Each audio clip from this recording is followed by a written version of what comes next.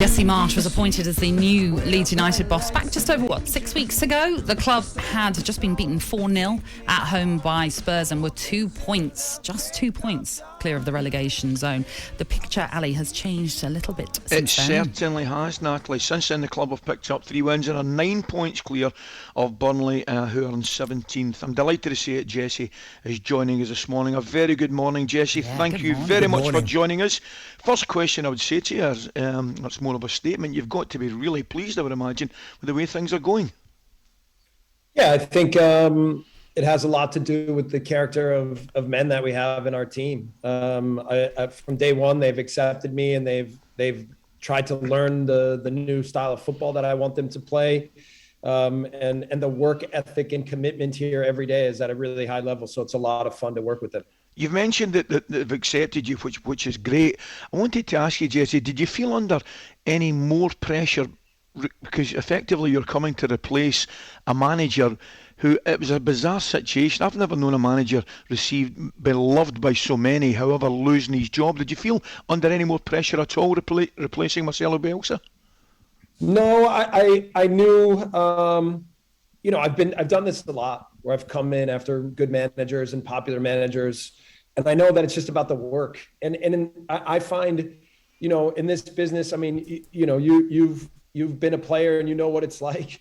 This is our world. If you succumb to pressure, then you're in the wrong business. So you just have to wake up every morning, go to work, do the best you can, push the group every day, and then find ways to be intelligent, find ways to improve, find ways to be innovative, and then be clear with the way you communicate and the way you work with a group of players. And we've managed to have a relatively quiet work day every day, work week. And that's led to us focusing on the things that can make a difference for fighting for points. Jesse, how hard was it to pick the players' confidence up off the floor? Because as you said, you came in, they hadn't won a game, just been beaten 4-0 by Tottenham. Obviously, unfortunately, you lost your first 2 games. But how did you get the players on side so quickly? Well, I could see from just watching games from afar and even from talking to the people in the club that the stress levels were incredibly high. So the first days, I just tried to talk about staying calm, that we had 12 games to go. That's almost a third of a season. There's a lot to play for. There'll be a lot of opportunities for us to do what we need to do to control our destiny. So, and then I just tried to day by day be clear with what I wanted the playing philosophy to look like, what I wanted our mentality to look like. And the guys, again, I think the fit for me being here and the way that the guys had already operated and the way that they believe in each other and fight and run for each other, that the fit has been good. So Victor Orta, reached out to me a couple of years ago and just talked about what it would be like to be here. And I think that was an intelligent thing. And I'm thankful for it as well. I mean, it's been really fun for me to find a place that I'm appreciated, where the things that I believe in fit with the ethos of what the city and the club and the fans and everything. So it's there's still so much to do, but it's been a lot of fun in these first few weeks. What I wanted to ask you about, Jesse, is I read an interview that you did where you talked about growing up in America and how the sport at the time of when you were growing up wasn't as big as it's now becoming. You said to grow up as I did and to grow up where I grew up, to be here now in this situation feels almost impossible. But you've earned now where you are to be at Leeds United, and you talked about there being appreciated. How appreciated do you feel now that you are at Leeds and you've had a few games under your belt? I don't know. I mean, there's even dialogue right now about trying to compare Marcelo and myself, which I find ridiculous. But appreciation doesn't matter as much as I think connections and energies and what it feels like to work on the inside of a team. So if you haven't done it before, and if you've only been a fan, and if you only, been a commentator or a pundit, you don't really know what it's like to work on the inside of a team. And everyone has the right to have their opinion, but the only opinions that matter are the ones that are here inside Thorpe Arch. And so that's what we've tried to focus on is our relationships, our communication, and the way that we push every day. Jess, I was going to say to you, I understand totally that throughout the season all clubs have injuries and suspensions. However, I looked at Leeds and I look at Leeds regularly, and I think the spine of their team has suffered with injuries, whether it's Cooper, Phillips, Bamford. How near are you to getting your team onto the pitch? Well, I mean, the injury issue had a lot to me to do with the training methodologies. These players were overtrained, right? And it led to them being physically, mentally, psychologically, emotionally, in a difficult place to recover from week to week, from game to game. So I have a very specific methodology with the way I work, and I've had a reputation for running, having high running data in the way that we play, but also being having healthy, fit, strong players who can meet the standards of the game that we want. So we've tried to put that into place to help the players. I think that has helped a lot. The one with Patrick, I felt terrible about, because the responsibility of a coach to take care of his players and to make sure that you're not injuring them and putting them in harm's way. So in the end, when it didn't go the way we wanted with Patrick, I always feel like it's my responsibility to get that right. But, for the most part, I think we're getting healthy and strong with almost the entire group. Junior Firpo will probably be in training today. We're closer and closer with Patrick. The other part of that is just now the playing style. Like when Marcelo had such a strong man v man playing style, and trying to rip the players away from 3.5 years of being instructed exactly to do that into now transitioning into what we're trying to do going forward has been massively challenging for the players to adapt to. And they've worked really hard at it, but they still fall into old habits, especially when they're fatigued on the pitch. It's normal, right? And I'm going to tell them a story today that I was watching the video on the bus ride back. And I was frustrated with some of the things that we're still not grasping so quickly. But then when I got out of the bus and went to go get into my car, I got in the wrong side because I'm still used to driving. So I thought, well, I need to be a little bit more patient with them still. Jesse, you spoke about it there, the players being a bit tired. Do you think that's one of the things when you first came in? You spoke about how hard Bielsa had them working. They were one of the fittest teams in the league. But did you maybe sense a little bit of physical, obviously, bit of drainage, and also mentally? Yeah, absolutely. Absolutely. And from afar, you could see it on their faces, right? You could see in the 15th minute of some of these games that they were already at the max, and that shouldn't be the case, right? And I know there were a lot of games, and then guys had to play over and over again because of injuries, but I find that in this sport, you have to have a fit team, but the more that your best players are healthy and able to play and perform at a high level, that's how you help create success. So again, I've worked very carefully through methodologies of how we train, how we play, how everything fits together to make sure that we have a healthy group that's at top fitness and form so that we can compete for as many points as possible. Jesse, could I ask you a quick one? In your short period in the top flight in England, what are the major differences, if there are any indeed, between the top flight in Germany and the top flight in England? Well, I for sure, the talent level is massive, right? And there's good tactical ideas on the pitch, but Germany is a coach's league. It's a coach's league. Every team has a very distinct, well-ingrained tactical plan that is put to place. And listen, the Germans think of players often as chess pieces and not as people.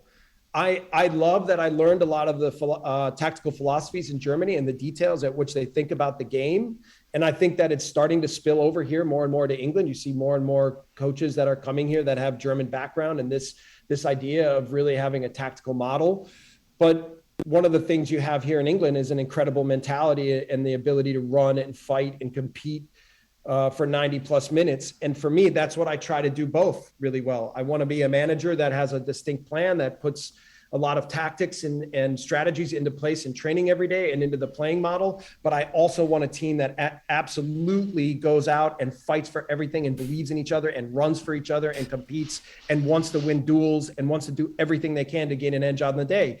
And what's nice is this playing philosophy that I've created, or at least learned and then built upon, fits really well with that mentality. So that's what I try to do. Oh, Jesse, do you know what? There are so many questions we could throw at you, because it's so wonderful to have you on and chat to you like this. I was going to mention about the players then. You've got a great group of players at Leeds. A lot of them have come up from the Championship as well. How important is it that you have this core group that have been there for such a long time, who've actually gone through some of the heartache to have now got themselves into the Premier League? And I'm perhaps maybe asking more about the leaders that you have in your team at Leeds, and how important they're going to be for the rest of the season to make sure that you get another season in the Premier League.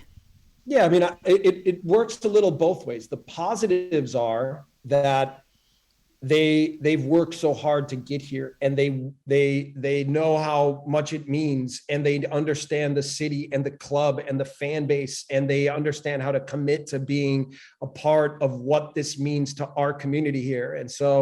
And they're also incredible young men. Like they come every day, they work so hard. Like, honestly, our professional team for me has less egos than our 23 team. We're still working through our 23s a little bit to work through that they're doing things correctly. And it's still a good group with the 23s, but it's a big reflection on exactly what the pros are in this club. But it also has meant that they felt the pressure of really wanting to stay and make the fans proud, and they've harbored the stress on their backs in a big way. So again, I sort of felt that early and could see that early on. And for me, it was trying to relieve that and remove that and just focus on how we would get ourselves to perform at our optimal, every day in training, obviously, but most importantly, come game day. I was going to say, Jesse, just finally, I guess very much you'll be the same as the rest of us here in talkSPORT. Tonight will be a bit of Real Madrid, Chelsea, Villarreal, Bayern Munich. You'll just be watching everything that's coming your way this week. Yeah, I mean, I love Champions League. You know, I've often said I love and I hate that tournament because when it's David and Goliath and you're trying to fight against the giants, it can be very painful. Mm-hmm. But that's what this league is too. So I have a lot of experience of what it's like to play against the giants. But when you talk about the game at the highest level, and that's what you get at the stages of Champions League, the smallest things can mean everything. So the ability to focus and concentrate on what match plans are, on what's important in the match, to understand how to gain an edge, to stick to the things that matter in the game and not get caught up by the moment. That's often what determines who's successful on the day. And Jesse, I know Ali said finally, but I'm going to have the last word if that's all right. I just want to know what how have you settled into life in Yorkshire? What did you make of the obviously the well-known atmosphere that Elland Road has as well? What are you making of your life so far up in Leeds? Yeah, I mean, it's a stark contrast to Germany. Germany, I came from a culture that's pretty cold and people aren't so open.